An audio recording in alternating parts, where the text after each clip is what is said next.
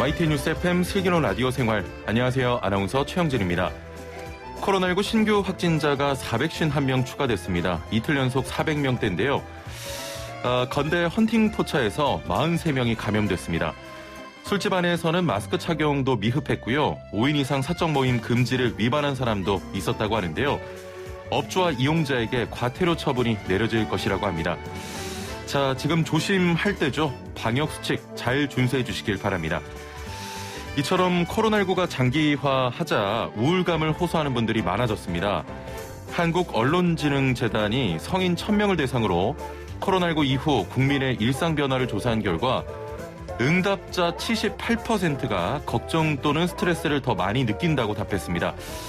이 재단은 우울함의 단계인 코로나 블루를 넘어서 분노의 단계인 코로나 레드로 넘어가고 있다고 밝혔는데요.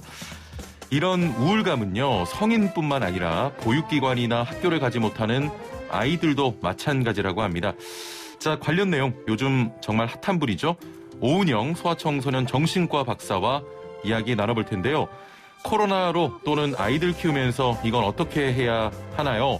고민 있거나 궁금하신 분들 단문 50원, 장문 100원의 유료 문자 샵 0945번으로 서둘러서 보내주시길 바랍니다. YTN 라디오 유튜브와 애플리케이션 댓글창도 여러분을 기다리고 있습니다. 자, 조금 전 변창흠 국토부 장관의 첫 부동산 공급 대책이 발표됐습니다. 어떤 대책이 나왔는지 알아보도록 하고요. 이어서 2부는 노무상담 준비되어 있습니다. 택배기사 과로사 방지 대책의 후속 조치로 불공정 사례에 대한 제보 기간이 운영됐는데요. 과연 어떤 사례들이 있는지 살펴보죠. YTN 뉴스 FM 슬기로운 라디오 생활 지금 바로 출발합니다. 네, 1부는 생활 속 이슈들을 속속들이 들어보는 이슈 인터뷰 시간입니다. 얼마 전 영국의 윌리엄 왕세의 손의 부인인 케이트 미들턴 왕세의 손 빈이 코로나19 사태에서 부모의 고충을 얘기하면서 진 빠진다 이런 단어를 썼다고 합니다. 봉쇄 상황에서 자녀 셋을 돌보고 교사 역할까지 하느라 힘든 상황을 표현한 건데요. 이렇게 코로나19로 아이들과 집에 있는 시간이 길어지면서 육아 고충을 호소하는 분들이 참 많습니다. 때마침 어제 한 애청자께서 이런 문자를 보내주셨습니다. 슬라생 내용 너무 알차고 재밌지만 육아나 아이에 대한 코너 하나 만들었으면 좋겠어요. 담당 PD 대단한 사람입니다. 바로 의견을 수렴해서 모셨습니다. 육아에 지칠 땐 이분의 이름을 검색해본다는 칼럼도 있더라고요. 오은영 소아청소년 정신과 박사 전화 연결돼 있습니다. 박사님 나와 계시죠? 네, 안녕하세요. 오은영입니다. 예, 제가 많은 게스트분들과 함께 하고 있는데 이런 말씀 잘 안 드리는데 정말 팬입니다. 네, 감사합니다. 금쪽이 잘 보고 있어요. 정말 반갑습니다. 제가 좀 아직 어려서 네. 아이가 아직은 없거든요. 아, 그러세요? 예, 혹시 좀 터무니없는 질문을 드려도 조금 이해해 주시면 감사하겠습니다. 아, 네, 물론입니다. 예, 박사님 조금 전에 영국 왕실 이야기 잠깐 했는데, 네. 남일 같지 않은 분들 많을 것 같습니다. 함께 네. 지내는 시간이 아무래도 길어지면서 아이와 부모 서로 스트레스가 좀 많이 늘어났습니까? 네, 지금 이제 코로나19 감염병 위기에 맞춰서 우리가 다른 사람들과는 사회적 거리를 유지하라고 하잖아요. 예. 근데 반면에 가족들끼리는 지금 이제 따닥따닥 붙어 있는 시기가 와서 다들 힘들어하죠. 그러니까 가족은 유대감을 기본으로 하는 결속력이 굉장히 중요하지만 예. 또 한편으로는 그것을 기본으로 각자 독립된 생활과 독립된 시간을 보내는 것 또한 굉장히 중요하고 이것이 공존되는 게 되게 중요하거든요. 근데 이제 집에 갇혀 있음으로 인해서 이런 것들이 잘 안 되고 있고 또 우리가 땅이 그렇게 넓은 나라가 아니다 보니 집들이 되게는 좁잖아요. 예. 그 좁은 공간 안에서 서로 감정적으로든 신체적으로든 생활 속에서 너무 많이 부딪히는 거죠. 그래서 초기에는 아이하고 어쨌든 코로나19는 정말 우리한테 위기지만 아이하고 이렇게 같이 있는 시간이 생겨서 나름 한편으로는 또 좋은 기회네요. 이런 분도 있었는데요. 예. 이제 시간이 길어지면서 다들 요즘에는 너무 많이 힘들다고들 하시죠. 자, 육아를 하고 있는 부모도 마찬가지겠지만 아이도 좀 우울감을 많이 호소한다고 들었습니다. 어떻습니까? 네, 이런 위기 상황에서는 어린이와 청소년도 다양한 스트레스를 경험합니다. 예. 어른들처럼 불안하기도 하고요. 예. 공포스럽기도 하고 또 요즘에 이제 건강 염려증 같은 것들 또 우울이나 불면 같은 걸 겪기도 합니다. 이제 어린이나 청소년에서는요. 특징적인 스트레스 반응을 나타내기도 합니다. 특징적으로요. 예. 그래서 아주 어린 아이의 경우에는 이제 소변을 잘 가리던 아이들이 야뇨증이 생기기도 하고요. 어허. 그러던 아이가 손가락 빨기를 하기도 하고 예. 낯선 사람에 대한 굉장한 공포를 느끼기도 하고 또 두려움은 공격적인 반응을 보이기도 합니다. 예. 또 어른에게 뭐 지나치게 매달린다든가 짜증이나 또 행동량이 굉장히 많아지기도 하고요. 예. 코로나19에 대한 이야기를 반복적으로 자꾸 한다든가 같은 놀이를 너무 지나치게 반복한다든가 특히 이제 아이들은 먹는 거, 잠자는 거 이런 습관이 변하기도 하죠. 예. 또 하나 특징적인 거는요. 설명하기 어려운 통증 같은 걸 호소하기도 합니다. 아, 통증이요? 네, 예. 여기저기 아프다고도 하고요. 그리고 이제 아프면 이제 이게 내가 코로나19에 감염된 게 아닐까라는 이제 걱정을 많이 하기도 합니다. 또 초등학생들은 이제 학교를 가는 날들이 있긴 있는데요. 이런 예. 날 때 등교를 거부하기도 하고요. 또 아이가 우울하거나 불안해지면 친구하고 잘 어울리지도 못하고요. 또 집중력이 떨어지니까 학업에 잘 집중하지도 못합니다. 예. 그리고 어릴 때 하던 행동인데 이제 커서 안 하던 것들을 아기처럼 퇴행하는 아주 애착 행동이 굉장히 증가하기도 하고요. 두려움을 표현하기도 하죠. 그렇습니다. 지금 코로나19는 뭐 성인뿐만이 아니고 아이들에게도 굉장한 스트레스가 되고 있는데 자, 그렇다고 이런 상황에서 뭐 떨어져 있거나 할 수 있는 방법이 있는 것도 아니고 뭔가 해볼 수 있는 게 있을까요? 네, 물론 이제 우리 부모는 언제나 자식을 포기할 수 없는 우린 그런 존재들이죠. 예. 언제나 노력해야 되는데요. 뭔가를 하는 것도 매우 중요한데요. 사실은 그거보다 더 선행돼서 이번 기회에 아이를 좀 더 잘 이해하는 시간으로 만들어 보겠다라는 생각. 그리고 이제 코로나19라는 위기를 맞이해서 위기를 우리가 함께 연결할 수 있는 기회로 만들어야 되겠다. 이 생각을 먼저 해보는 게 좋을 것 같아요. 예. 자꾸 이 이해를 제대로 하지 않은 상태에서 무엇인가를 하려고 하면 이 하는 것이 아이한테 잘 맞지 않을 수도 있거든요. 예. 그래서 일단 제일 중요한 것은 관찰을 잘 해보는 게 좋을 것 같아요. 우리가 삶이 너무 바쁘면 무엇인가를 진행해서 해야 되기 때문에 관찰을 잘 할 수 없을 수가 있어요. 그러니까 시간이 없는 거죠. 근데 이제 지금은 같이 있는 시간이 많으니까 이번 기회에 아이들의 여러 가지 행동이라든가 말이라든가 생각을 잘 한번 들어보고 관찰해보는 게 굉장히 중요할 것 같아요. 그리고 아이들이 이제 뭐 질문을 하거나 궁금증을 물어보기도 하는데요. 이럴 때 정말 성실하게 들어주고 공감해주는 태도로 반응해주는 게 굉장히 중요합니다. 이제 코로나19 때 아이들이 막 불안하고 그러면 여러 가지를 물어보는데요. 정확하게 답을 모르면 당황하거나 얼버무리면서 대답을 회피할 가능성이 크거든요. 그렇다고 그런 건 정말 도움이 되지 않고요. 모르는 거는 모른다고 솔직하게 대답하는 게 오히려 아이들을 안심시키는 데 도움이 되고요. 믿을 만한 정보를 함께 찾아보거나 출처를 알려주는 것도 도움이 많이 됩니다. 그래서 일단 아이가 편안하게 아이 자신의 감정이라든가 걱정을 잘 표현할 수 있게 해주시는 게 중요할 것 같아요. 일단 아이를 좀 어떻게 대할 것이냐 하는 태도나 자세 같은 것을 한번 점검해보는 그런 기회로 삼는 것이 더 바람직할 것 같습니다. 박사님 말씀을 좀 정리해보면은 첫 번째는 일단 관찰을 잘하고 두 번째는 그 아이들의 질문에 좀 성실하게 답해주는 그런 부모가 되면 좋겠습니다. 오랜 시간 함께 있으니까 잔소리 늘었다는 분들도 굉장히 많고 제 주변에도 있는데 특히나 그 게임이나 스마트폰 사용과 관련해서 많이 싸우게 된다고 합니다. 이건 좀 부모로서 어떻게 해야 될까요? 집집마다 진짜 난립니다. 이 스마트폰 때문에요. 게임 때문에요. 근데 이제 우리가 코로나19 감염병 위기도 우리가 전혀 인류가 예측을 하지 못했던 상황입니다. 근데 언제나 인간은 변화를 경험합니다. 그럼 이제 이 변화에 대해서 적절하게 적응하는 것도 굉장히 중요합니다. 그렇다면 지금 세상은 디지털 미디어 컨텐츠를 완전히 멀리하고 살 수는 없는 세상인 건 분명한 것 같습니다. 그렇다면 올바르게 사용하는 법을 가르쳐야지 무조건 못하게 하는 걸로는 더 이상 아이들하고 소통하기는 어렵다고 보는 게 맞을 것 같아요. 그래서 일단 몇 가지 중요한 원칙이 있는데요. 일단 만 24개월 미만의 아이들한테는요. 일단 아이들을 못하게 하는 게 맞습니다. 중요합니다. 24개월 미만 아이에게 디지털 미디어 컨텐츠를 보여주도록 하는 나라나 이것을 해도 괜찮다고 말하는 전문의는 아무도 없다라는 것을 알고 계셔야 됩니다. 예. 네, 그래서 24개월 되게 중요하고요. 근데 그 이후는 아이들을 올바르게 잘 볼 수 있도록 도와주셔야 되는데요. 예. 일단 두 가지로 나누셔야 됩니다.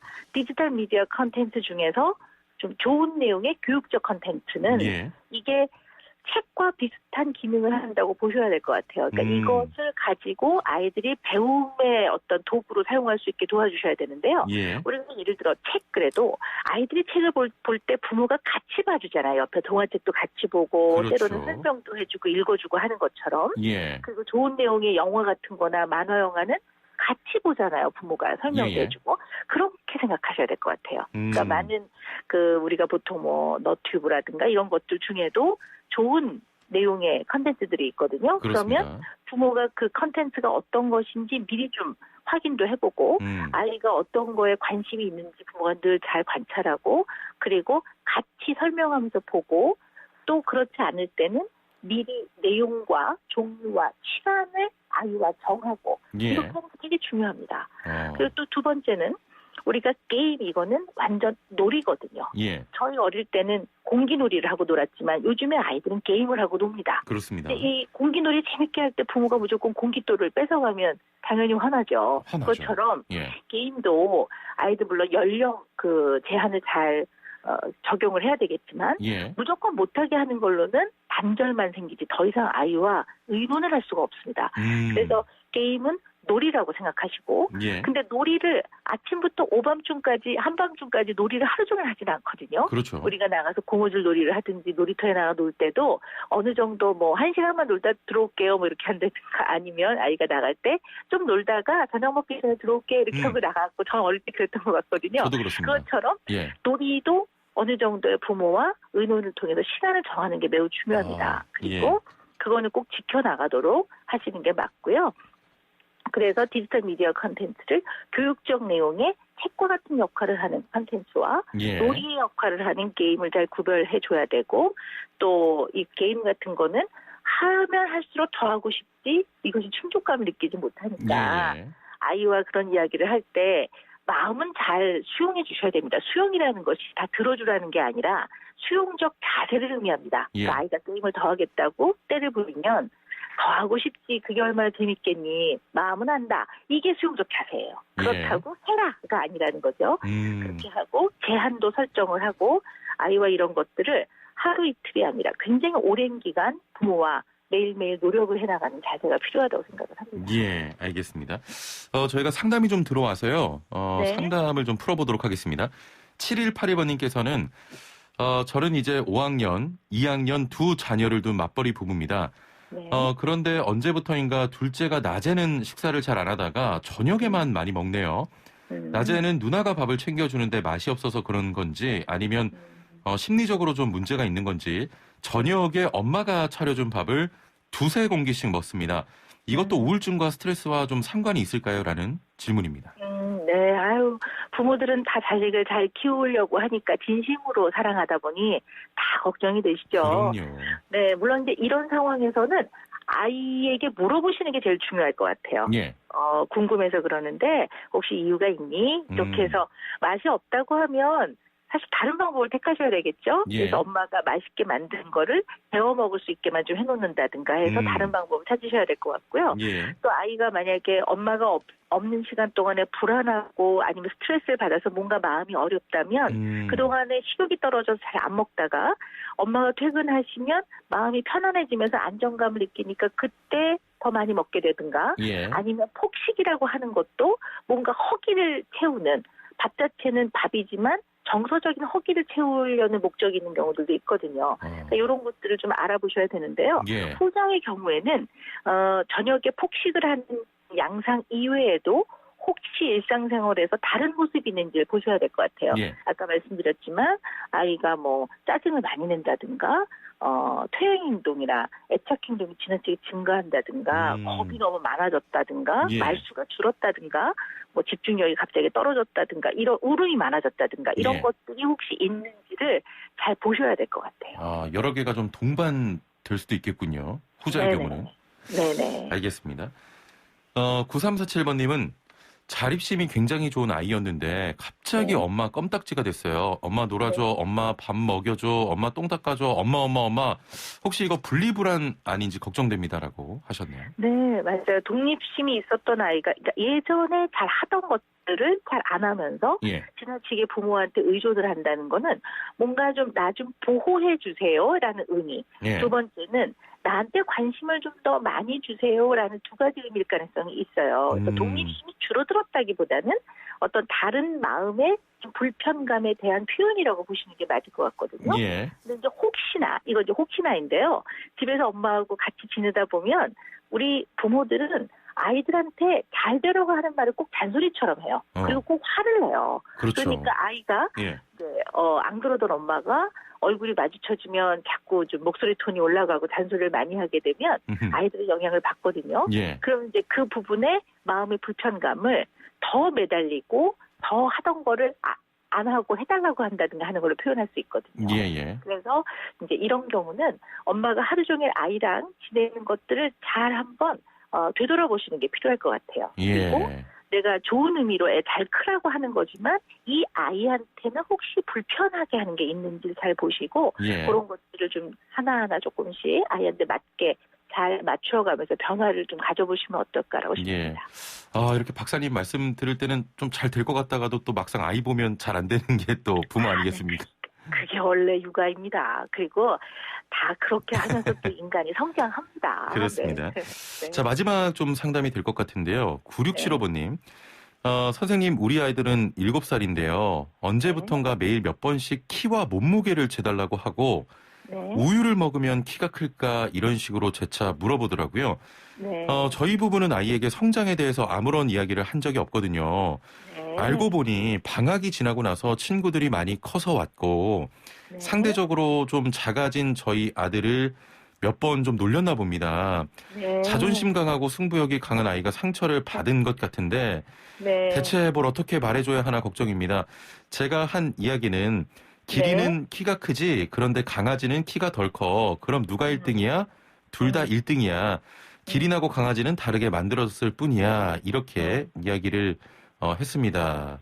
네. 라고 하셨는데 어떻게 좀 아이에게 다가가면 좋을까요? 엄마가 애쓰셨네요. 네. 그래도 그런 대답도 사실 굉장히 고심을 하고 하시는 거기 때문에 저는 그 안에서 사랑이 느껴지네요. 예. 잘 하셨는데요. 이게 좀 약간 어려운 얘기 같지만 요즘에 우리가 화두가 되는 게 자존감, 자아존중감 이런 얘기들을 많이 하는데요. 예. 이 자존감은 내 자신이 생존할 만한 가치가 있는 사람이라는 자긍심을 의미합니다. 그래서 이런 것들은 어떠한 상황이나 조건과 관계없이 있는 그대로의 나에 대한 어떤 사랑하는 마음, 예. 이런 자긍심이라고 얘기를 하는데요. 근데 사실 이제 이것 안에는 내가 나를 어떻게 생각하느냐와 신체적인 자아상, 내가 어떤 신체를 갖고 있느냐를 긍정적으로 받아들이는 마음 이런 게 되게 중요하거든요. 예. 그러니까 이제 이 아이는 자기가 좀 크고 있다라는 것들을 좀 느끼고 싶어하는 것 같아요. 자, 그런데 이 자존중감, 자존감 또 더하기 자존심이라는 게 있어요. 자존심과 자존감은 두 가지가 다 자신을 긍정적으로 받아들이려고 하는 그 기본을 담고 있는 거는 예. 공통적인데요. 자존심은 언제나 다른 사람과의 경쟁에서 느껴지는 마음이에요. 그러니까 이게 경쟁에서 승리를 할 때는 자존심이 높아지지만, 예. 경쟁에서 좌절을 하게 되거나 실패를 하게 됐을 때는 자존심이 낮아지게 될 수도 있다는 거죠.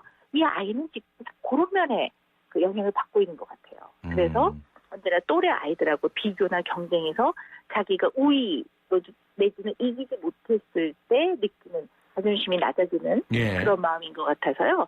이 아이한테는 그냥 일단 첫 번째는 네가 어떤 상황에서도 굉장히 귀하다라는 거. 두 번째는 사람마다 성장의 속도가 좀 다른데 또 책 같은 걸 펴놓고 사람은 이렇게 요 정도 안에서 성장하는 것들은 대체로 일반적이라고 본다라는 이야기도 좀 해주시고요. 예. 그다음에 우리가 흔히 말하는 힘이 있다라는 그 힘은 굉장히 여러 가지 의미가 있다라는 거.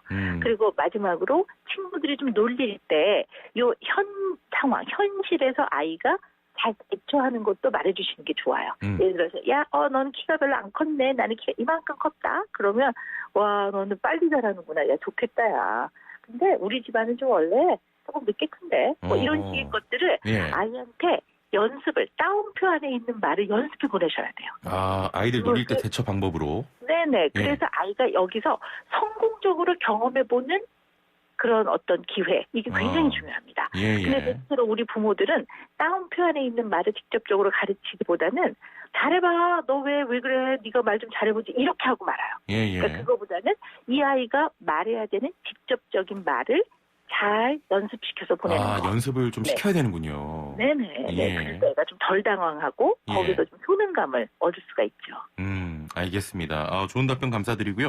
마지막으로 지금도 육아에 지친 좀 아빠 엄마들을 위해서 한마디 간단하게 해주시죠. 네. 언제나 부모는 자식을 진심으로 사랑합니다. 예. 그리고 그 사랑은 깊고 따뜻합니다. 여러분이 그 마음만 갖고 있다면 언제나 아이들과 하루하루를 완벽하게가 아니라 합당하게 최선을 다해서 처리하는 걸로 아이들도 성장하고 여러분도 성장합니다. 예. 부모는 여러분이 아이들을 제일 가장 잘 사랑할 수 있는 사람이니까 힘내십시오. 예, 감사합니다. 박사님, 제가 정말 개인적으로 너무 팬이어서 그런데 다음번에 한번 나와주시면 안 됩니까? 네. 불러주십시오. 한번 뵙시다. 예, 알겠습니다. 오늘 말씀 감사합니다.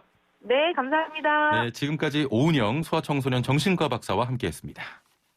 새로운 생활을 위한 생활백서 매주 목요일은 매일 먹는 식품 건강 찾아주는 약품 제대로 먹고 올바르게 사용하는 방법 알아보겠습니다. 자, 국내외에서 다양한 코로나19 백신이 개발되고 있습니다. 국내에게 의약품을 제조하거나 수입해서 판매하려면 약사법에 따라 의약품 허가를 받아야 하는데요. 이런 코로나19 백신에 대한 허가 심사 과정과 안전성, 효과성에 대한 전문가 자문 절차에 대해 알아보도록 하겠습니다. 식약처 정현호 사무관 전화 연결돼 있습니다. 안녕하세요. 네, 안녕하세요. 예. 자, 먼저 코로나19 백신 허가 심사 절차는 어떻게 됩니까? 네, 의약품 허가 절차는 제조 수입 업체가 품목 허가를 신청하면 시작됩니다. 예. 제약사는 허가 신청 시 약사법에 규정된 허가에 필요한 자료를 식약처 의약품 안전나라에 제출해야 합니다. 예. 주요 제출 자료는 비임상, 임상, 품질 등의 자료가 있습니다. 비임상 자료는 의약품을 사람에 투여하기 전에 동물 시험을 통해 안전성과 효과성을 검증하는 자료고요. 예. 임상 자료는 의약품을 건강한 사람이나 환자에게 투여하여 안전성과 효과성을 시험한 자료이고, 품질 자료는 해당 의약품의 제조 공정 관리나 품질 관리를 위한 기준 및 시험 방법 등에 관한 자료입니다. 예. 식약처는 코로나19 백신 치료제 허가 심사의 객관성과 투명성을 확보하기 위해 허가 전담 심사팀을 구성 운영하고 있습니다. 지금 코로나19 또 백신 허가 심사를 위한 외부 전문가 자문도 있는데 네. 이 외부 전문가 자문은 어떻게 이루어집니까? 네. 업체에서 제출한 자료에 대해서 분야별 전문가의 심사 결과와 외부 전문가의 자문 의견을 종합해서 최종 허가를 하게 되는데요. 예. 식약처는 약사법에 따라 새롭게 사용되는 의약품의 안전성, 효과성에 관한 사항에 대해 중앙약사심의위원회를 운영, 자문을 구하는 절차를 거치고 있고요. 예. 코로나19 대유행의 엄중한 상황을 감안해서 코로나19 백신 안전성, 효과성 검증 자문단과 최종 점검위원회 두 가지 검증을 더 추가하여 3중의 자문 절차를 거치도록 했습니다. 예. 네, 그래서 자문은 첫 번째 안전성 효과성 검증 자문단, 그리고 두 번째로 중앙약사심의위원회, 그리고 세 번째로 최종 점검위원회 순서로 진행이 됩니다. 예. 일단은 외부 자문도 그 세 단계로 진행이 되는데 하나씩 좀 살펴보겠습니다. 1단계 코로나19 백신 안전성 효과성 검증 자문단에서는 어떤 검증을 하는 겁니까?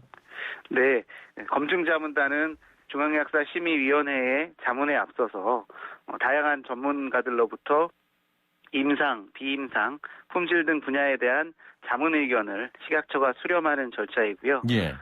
감염내과 중심의 임상 전문가, 비임상, 품질, 임상 통계 등의 전문가 30명 내외로 전문가 인력 풀을 사전에 구성했고요. 예.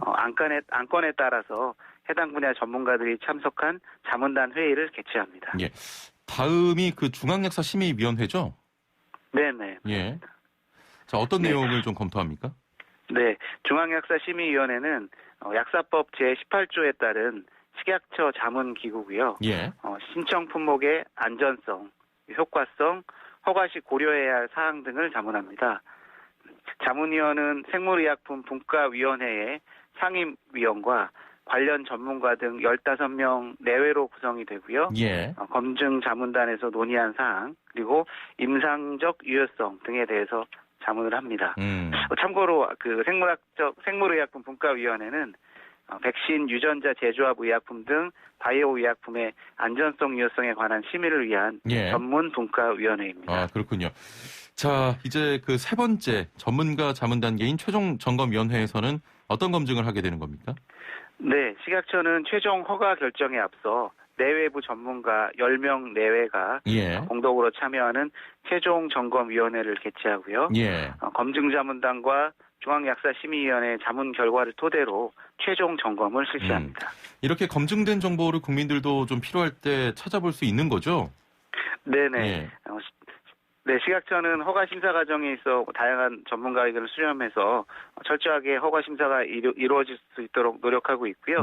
아울러서 코로나19 백신 치료제에 대한 정보를 신속 정확하게 제공하기 위해 코로나19 치료제 백신 누리집을 운영하고 있습니다. 예, 알겠습니다. 자, 오늘 말씀 여기까지 듣겠습니다. 감사합니다. 네, 감사합니다. 네, 지금까지 정현호 식약처 사무관과 함께했어요. 네, 1부는 여기서 마치고요. 2부는 노무상담 준비되어 있습니다. 57분 날씨와 교통 정보 듣고 2부에서 뵙죠. 네, 슬기로운 라디오 생활 2부 생활에 도움이 되는 숫자 뉴스로 시작합니다. 자, 먼저 제가 뽑은 첫 번째 숫자는 85만입니다. 네, 조금 전 정부가 주택 공급 대책을 발표했습니다. 따끈따끈한 소식 숫자 뉴스 전해드린 이후에 바로 저희도 정리해드릴 건데요. 전국에 총 85만 호의 주택을 공급하는 공공이 직접 시행하는 재건축 재개발 사업을 시작한다고 합니다. 현 정부 들어서 최대 규모의 공급 물량인데요. 이 중 서울에만 32만 5천 호라고 합니다. 내 집 마련의 꿈, 집값 안정, 변창흠 신임 장관님 기대만큼 잘해 주시길 바랍니다. 네, 두 번째 숫자는 1.7입니다. 국내에서 처음으로 변이 바이러스 지역 전파 사례가 발생했습니다. 자가격리 입국자 집을 방문한 친척 4명에게서 영국발 변이 바이러스가 확인됐다고 합니다. 자, 특히 영국발 바이러스는요, 기존 코로나 바이러스보다 전파력이 1.7배 센 것으로 알려졌습니다. 자, 변이 바이러스 설 명절을 앞두고 걱정이 좀 되는데요. 생활 방역에 조금 더 신경 써야 할 때가 아닌가 이런 생각이 드는군요. 세 번째 숫자는 10입니다. 이동통신사에게 광고비와 수리비를 떠넘기는 이른바 갑질을 벌인 애플코리아가 1,000억 원 규모의 상생지원금을 내놓기로 했습니다. 상생기금은 1,000억 원 중에 250억 원이 소비자에게 사용되는데요. 자, 아이폰 유저분들 주목하시길 바랍니다. 이르면 4월부터 아이폰 유상 수리비가 10% 할인된다고 합니다. 휴대폰 보험 상품인 애플케어 플러스 가입비도 10% 할인되고요. 자, 이미 가입한 분들은 어떻게 되냐고요? 10% 환급된다고 하네요. 네, 마지막 숫자는 78입니다. 와, 정말 올해 미나리가 복덩입니다. 자, 제78회 골든글러브상의 최우수 외국어 영화상 부문 후보에 미나리가 지명됐습니다. 골든글러브상은 아카데미상과 함께 미국의 양대 영화상으로 꼽히는데요. 기생충에 이어서 골든글러브는 물론 아카데미까지 또다시 그 전율을 느낄 수 있었으면 좋겠습니다. 한국에서는 다음 달 개봉하는 미나리 저도 빨리 보고 싶나리. 뭐야 이거. 지금까지 생활에 도움이 되는 숫자 뉴스였습니다. 자, 조금 전 정부가 부동산 공급 대책을 발표했습니다. 전국 대도시에 83만 가구를 공급하는 방안인데요. 혁신적인 주택 마련 대책을 약속했었죠. 관련 내용 살펴보겠습니다. 정철진 경제평론가 전화 연결돼 있습니다. 안녕하세요. 네, 안녕하십니까. 예. 자, 오늘 대책 어떻게 나왔습니까? 일단 내용이 3080 플러스 대책입니다. 예. 더 정확히는 공공 주도의 3080 플러스 대책인데요. 이때 30은 서울에서 2025년까지 32만, 근데 이제 30만 호니까 30이 됐고요. 예. 전국으로는 80만 호, 80만 가구를 공급하겠다라는 것이고요. 예. 앞서 제가 공공 주도라고 하지 않았습니까? 근데 전국 80만, 이제 서울 32만을 누가 공급하느냐? 일단 공공에서 주도를 한다. 이렇게 예. 보시면 될 것 같습니다. 예. SH, LH가 주도를 한다. 이게 핵심 내용이고요. 그러니까 그 어떤 방식으로 하느냐? 기존의 재건축, 재개발을 하겠다는 것은 아닙니다. 일단 도심 같은 것에 있었던 뭐 역세권, 준공업지역, 저층 주거지, 또 계속했던 도시재생 사업 이런 것들을 통해서 이제 서울에 30만 가구, 전국적으로 80만 가구를 공급하겠다. 예. 언제까지? 바로 2025년까지다. 이제 이렇게 보시는 게 딱 개념을 잡으시면 될 것 같아요. 예, 설명을 잘해주셨고, 자 그동안 뭐 대통령이 부동산 문제로 대국민 사과까지 했고 그러면서 특단의 대책을 또 예고했습니다.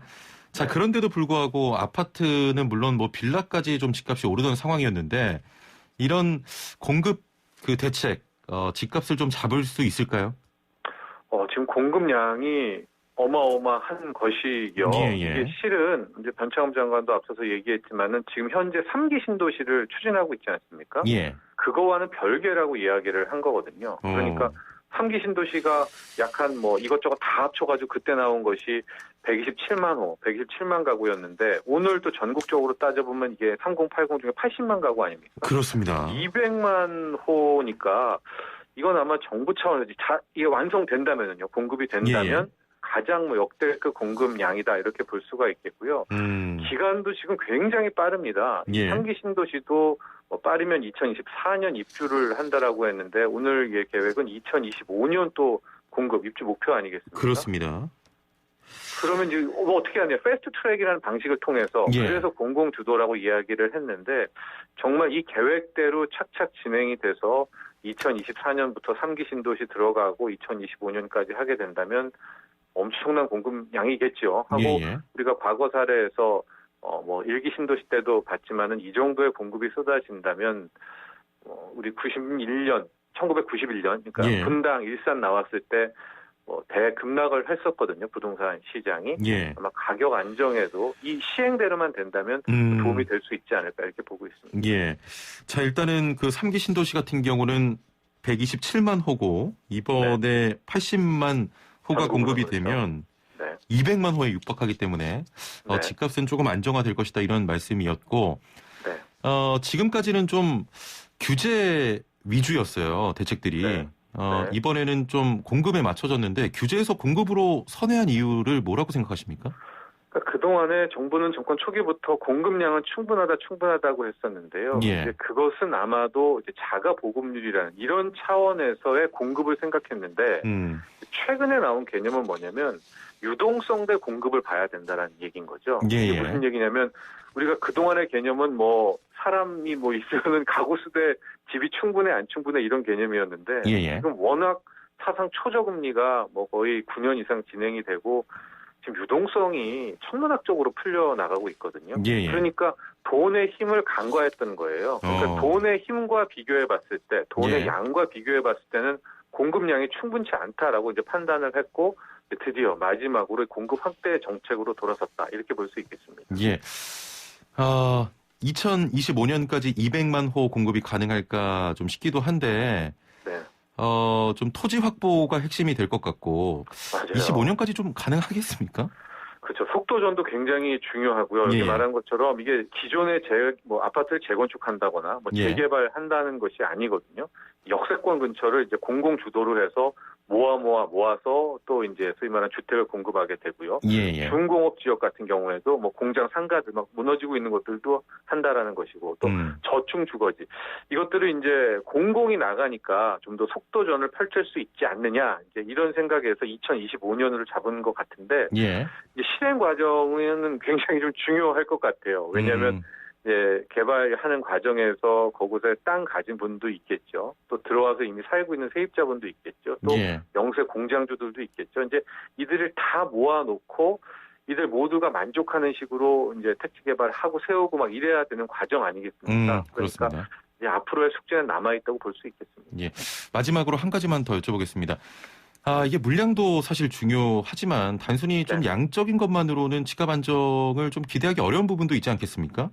그렇습니다. 현장에서 대책들이 좀 어떻게 실현되느냐가 좀 관건이라고 보이는데 어떻게 보십니까? 네, 중요한 지적이신데요. 예. 이 계획을 이렇게 누가 봐도요, 공공이 LH가 주도를 하는 것뿐이지 이 그렇습니다. 한국토지주택공사, 서울주택토지공사 이거 다 할 수 없습니다. 이거는 예. 민간 사업자와 민간이 함께 해야 되니까 서로 힘을 좀 합력해야 된다라고 볼 수가 있겠고요. 예. 공급 양에 너무 치중하지 말고 실질적으로 최근 질들을 굉장히 중요시 여기지 않겠습니까? 그런 어떤 질적인 측면도 함께 고려해야 되지 않을까 이런 제언도 드리고 싶습니다. 예, 알겠습니다. 오늘은 뭐 간단히 이렇게 대책이 나온 지 얼마 안 돼서 브리핑 형태로 전화 연결 드렸는데 다음번에는 직접 나오셔서 한번 자세히 말씀해 주시면 감사하겠습니다. 네, 알겠습니다. 네, 오늘 말씀 감사합니다. 고맙습니다. 네, 정철진 경제평론가와 함께했습니다. 네, 슬기로운 라디오 생활 목요일 2부는 알아두면 돈이 되는 노동법 알돈노 시간입니다. 택배기사 과로사 방지 대책의 후속 조치로 불공정 사례에 대한 제보 기간이 운영됐는데요. 어떤 사례들이 있는지 살펴보고 사업자에게 노동환경 개선을 위한 근로감독 종합계획이 발표됐습니다. 관련된 내용도 함께 알아보도록 하겠습니다. 자, 방송 들으시면서 노무에 대해 궁금한 점 또 고민 있으신 분들 단문 50원 장문 100원의 유료 문자 샵 0945번으로 보내주시길 바랍니다. 이 시간 여러분들이 많이 좀 문자를 보내주시는데요. 선착순으로 상담 진행됩니다. 월급을 못 받고 있다, 연차 못 쓰고 있다 하시는 분들 고민하지 마시고 지금 바로 문자 보내주시길 바라고요. YTN 라디오 유튜브와 애플리케이션 댓글창도 여러분을 기다리고 있습니다. 자, 그럼 함께 말씀 나눌 분 모셔보죠. 소나무 노동법률사무소 김효신 노무사와 함께하겠습니다. 안녕하세요. 네, 반갑습니다. 예. 노무사님 보고 싶어요. 네. 네, 저도 보고 싶습니다. 예, 좀 빨리 코로나19가 좀 진정이 돼서 네. 예전처럼 스튜디오에서 이렇게 주거니 받거니 할 때가 굉장히 그리워집니다.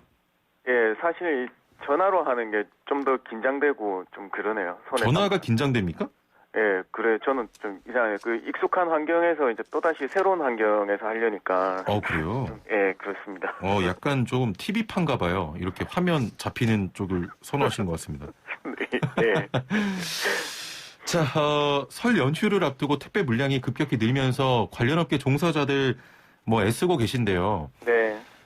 지난해 택배기사 과로 방지 대책 후속 조치로 불공정 사례에 대한 제보 기간이 운영이 됐습니다. 네. 자, 어떤 신고 내용들이 들어왔습니까? 네, 약 한 달 동안 운영됐었는데요. 총 75건의 신고가 접수되었습니다. 그래서 예. 주요 불공정 유형들, 신고 유형들을 보면요. 역시나 택배기사에게 수수료 명세서를 아예 공개하지 않는다거나, 수수료를 2개월 뒤에 지연 지급한다거나, 예.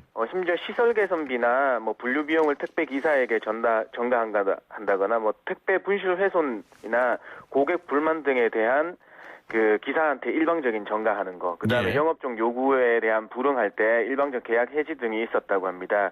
그래서 우리가 지금 최근에 보셨겠지만 분류 인력 누가 제공할까에 대해서는 우리 업체들이 부담한다고 해서 우리 택배 노조하고 타협이 됐잖아요. 예. 네, 그래서 이제 요거는 해결이 됐는데 다른 것들은 아직 해결이 안 되고 있어요. 그래서 신고 내용에 대해서 지금 사실관계 파악이 있다고 하고요. 위법 사항이 밝혀진다면 그 법에 따라서 조치한다고 합니다. 그래서 부가적으로 근본적인 대책이 필요하다. 그래서 이런 불공정 거래 관행을 사전에 차단해야 되겠다. 예. 그래서 올해 상반기까지 그 택배 기사 업체 간의 표준 계약서를 마련해서 이를 적극적으로 보급한다고 하니까 조금 기대될 만합니다. 예. 자, 꽤 오랫동안 그 알돈노 함께 진행하고 있는데 사례를 이렇게 들어보면 네. 참 법을 지키지 않는 곳이 생각보다 너무 많습니다. 네. 더불어서 지금 최근에도 택배 노동자분들의 과로사 문제가 대두가 됐음에도 불구하고 이런 또 그 행위들이 계속 나타나는 거 보면 근로감독이 꼭 필요하겠다 이런 생각도 드는데요. 네. 자, 이번에 발표된 근로감독 종합계획에는 어떤 내용이 좀 담겨 있습니까? 네. 사실 우리가 근로감독이라고 하면 생소해 하실 분들이 많아요. 예. 예, 그만큼 우리 노동당국의 인력이 부족한 면도 있고요. 그다음에 다른 기타 사항들이 반영된 건데 사실 1년에 한 번씩 전국의 근로감독관이 실시하는 근로감독의 기본 방향과 내용을 정해서 실시하게 됩니다. 그래서 2월부터 본격적으로 이제 시행될 계획인데요. 그런데 올해는 이제 코로나19가 장기화되면서 노동시장이 어렵잖아요. 그래서 예전에는 이제 적발 위주, 그다음에 그 감독이었다면 지금은 사전 예방하고 지도를 확대하고 취약계층 노동자에게는 보호를 강화하는 거에 중점을 맞춰서 뭐 감독하는 방향으로 계획을 세워서 추진하고 한다고 합니다. 예. 네. 근로감독은 어떤 유형들이 있습니까? 네, 총 뭐 크게 5가지가 있다고 봅니다. 지금 알려드리는 매년 초에 수립하는 정기감독, 그다음에 수시로 그러니까 노동 환경이 취약한 업종이나 취약 노동자들에 대한 실시하는 수시 감독이 있고요. 그 택배 산업의 감독처럼 중대한 법 위반이나 사회적 무리를 일으킨 사업에 대한 특별 감독이 있습니다. 예, 그다음에 코로나19나 뭐 어려운 소규모 사업장을 위해서 맞춤형 예방 지도하는 노무 관리 지도랑 그다음에 노무사들한테 이런 자율 개선을 수행하는 자율 개선 사업이 총 5가지가 나누게 돼 있습니다. 근로감독에는 5가지 형태가 있습니다. 네. 그 수시 감독에 대해서 좀 궁금한데, 네. 노동 환경이 취약한 업종을 대상으로 진행한다고 하셨잖아요. 네네. 수시 감독의 대상은 어떻게 좀 선정이 됩니까? 사실 원래는 지금 정확하게 정해진 건 없는데요. 예. 뭐 노동 환경이 취약해진 코로나19로 노동 환경이 취약해진 분야를 들여다보겠다라고 말하면서 예를 들어놨습니다. 그 예를 이제 작년 12월에 발표된 필수 노동자 보호 조치가 발표됐지 않겠습니까? 예. 그래서 여기에 대한 필수 노동자들의 노동 환경 개선에 필요성이 제기된 콜센터나 그다음에 연예기획사, 그다음에 방송 제작 현장들이 우선 검토해서 그 수시 감독을 실시하겠다고 얘기하고 그다음에 지방 노동 관서 개별로 지역의 현실에 반영해서 취약 업종을 발굴해서 감독을 실시하겠다. 이렇게 발표가 된 상태입니다. 예. 네. 자, 사실 코로나19로 어려움이 많은 소규모 사업장에 근로감독이 나온다고 하면 이게 어떻게 보면 반길 일만은 아니지 않습니까? 네, 맞습니다. 여기에 대한 대책도 있나요? 네, 사실 뭐 기존에 저희 뭐 영세사업장 같은 경우에는 예. 영업을 하기 바쁘시니까 관심을 덜 가지시거나 아니면 그런 경우들이 많아요. 그래서 기존에 이제 뭐 정기감독이나 수시 특별감독은 법 위반 사례를 적발해야 되니까 괜찮겠습니다만은 예. 아까 말씀드린 그 소규모 사업장을 대상으로 실시하는 우리 근로감독기관이 직접 실시하는 노무관리 지도가는 그 뭐 방문 들여서 적발 위주가 아니고 순수하게 노무관리 실태를 점검하고 법이 어떤 거에 부족한 점이 있으면 거기에 알려드리고 예. 개선하라고 안내해드리거든요. 네, 그래서 그 노무관리 지도가 나온다고 해서 너무 꺼리시지 마시고 그냥 조금 이번에 한번 우리 사업장에 어떻게 관리가 부족한 점이 있나 이런 거를 점검받을 기회니까 조금 너무 반감을 안 가지셨으면 좋겠어요.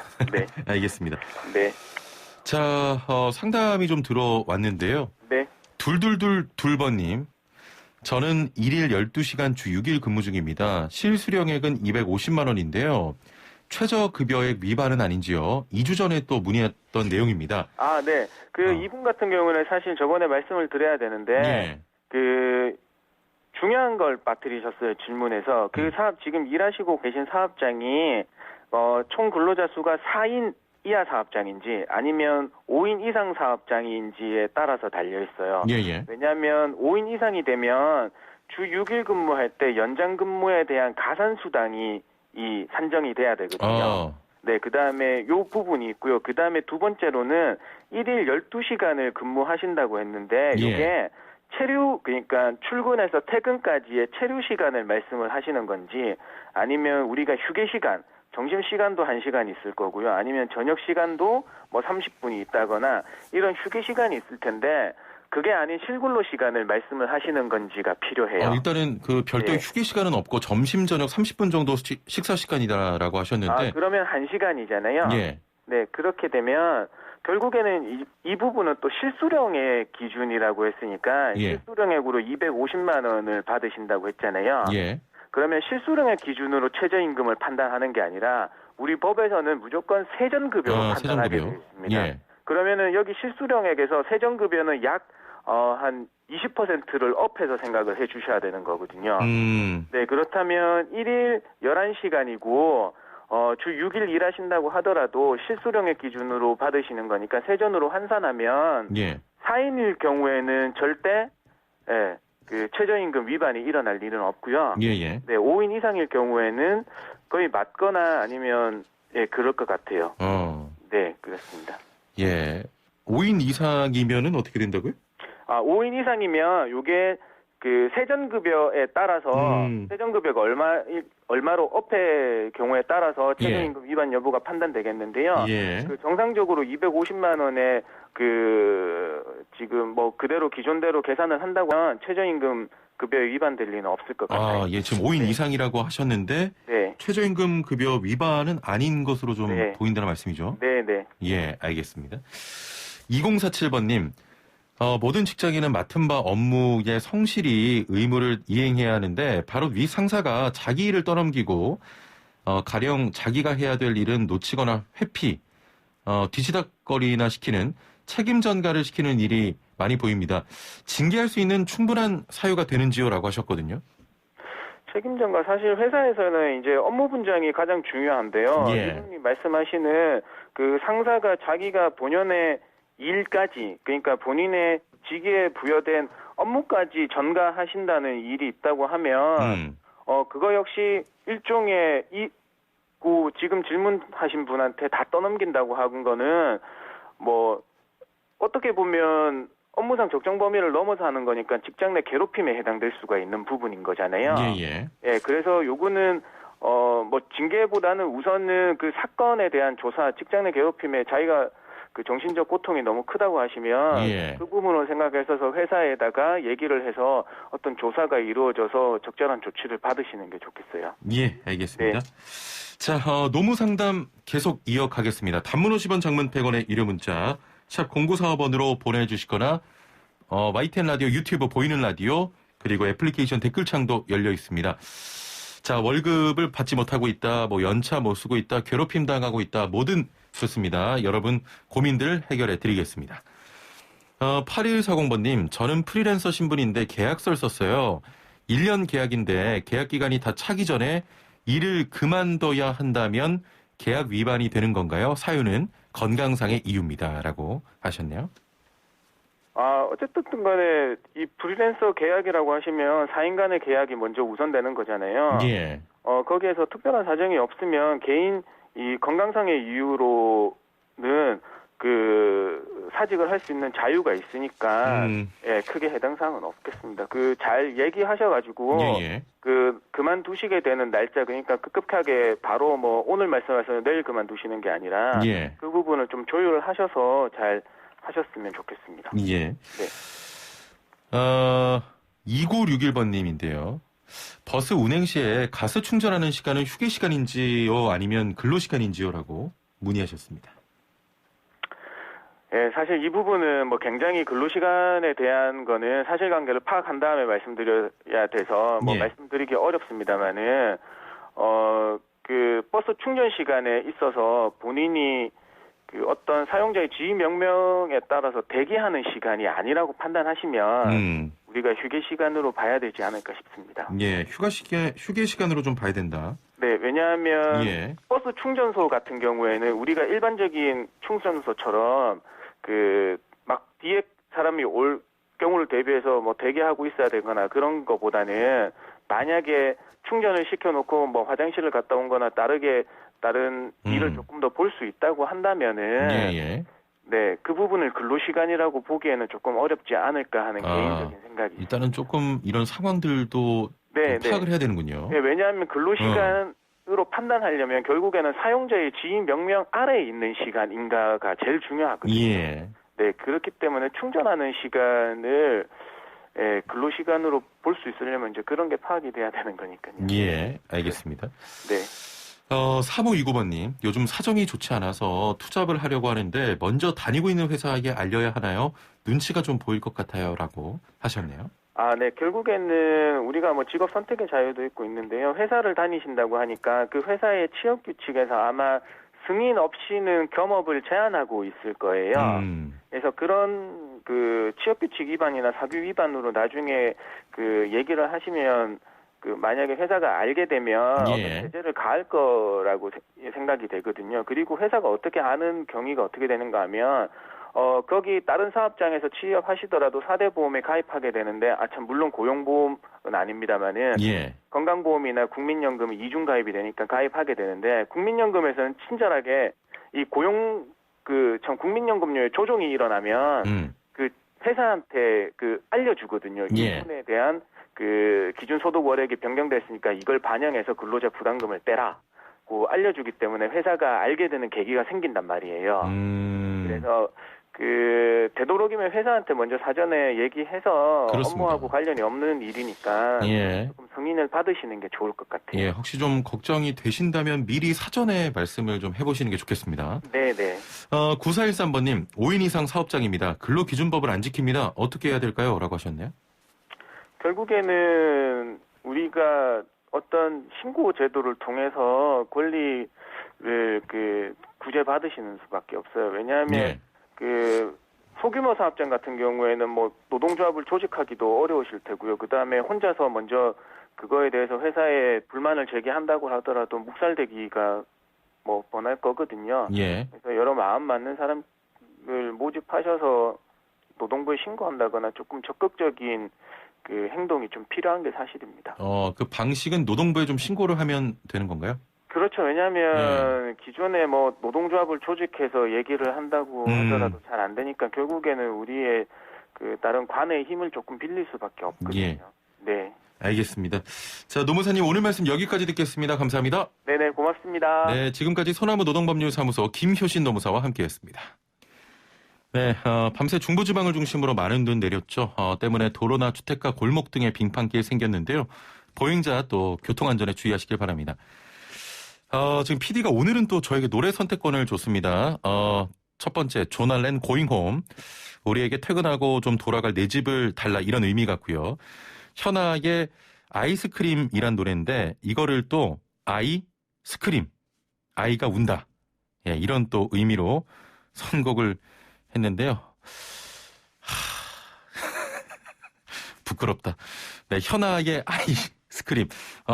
아이들아 좀 코로나19 때문에 힘든데 좀 힘내라고 아이스크림 이 노래 선택하겠습니다. 자, 이 노래 전해드리면서 인사드립니다. 최영진이었습니다. 고맙습니다.